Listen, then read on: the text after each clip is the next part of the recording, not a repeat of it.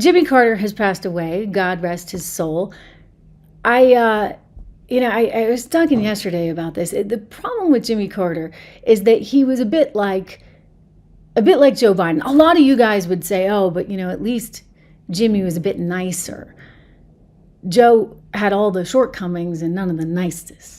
And so there was sort of this perception that Jimmy was a nice guy, but Jimmy just kind of didn't know what he was doing, especially when it came to the economy, especially when it came to international relations.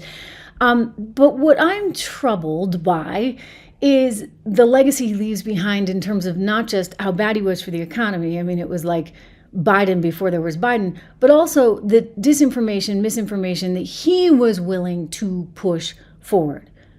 Because don't forget, Jimmy Carter was the one who originally introduced the misinformation of Russia, and the idea that somehow Donald Trump, who was elected by the American people in 2016, was not a legitimate president.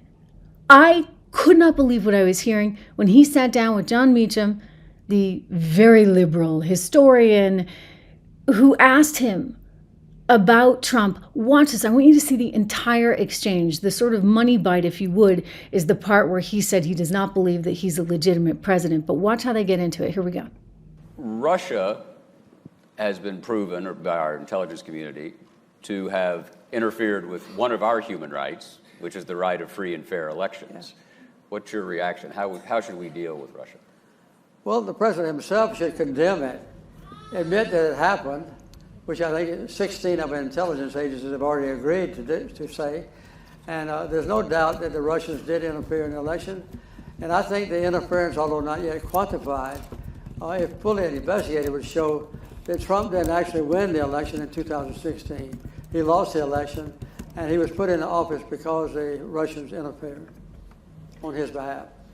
So do you believe President Trump is an illegitimate president?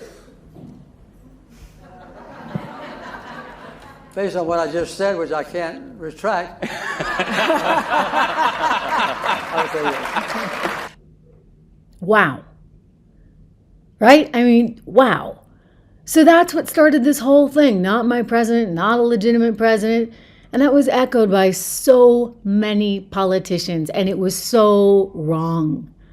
That's the disinformation. That's the misinformation we need to be careful of. And it was being spread by a former president of the United States. So when Biden goes on and on and on about what Trump can learn from Carter and it's decency, I would just say that was not a very decent move. Here's Biden. Contact his chip. Is there anything that President Trump to take from President Carter? Decency. Everybody deserves a shot. Everybody.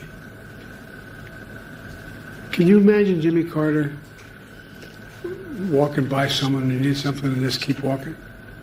Can you imagine Jimmy Carter referring to someone by the way they look or the way they talk?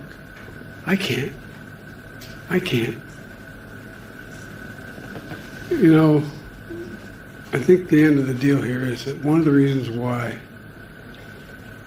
we're looked to by the rest of the world, for the bulk of